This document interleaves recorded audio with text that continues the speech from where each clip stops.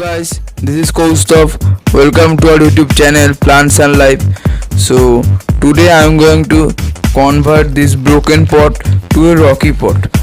I was making a pot, but when I going to remove that pot from the mold, it got broken because the pot's bottom portion was more wider than the upper portion. But guys, have a look at this. The pot's round bottom portion is still good. So let's convert it into a rocky pot. So please watch the video carefully and follow the subtitles.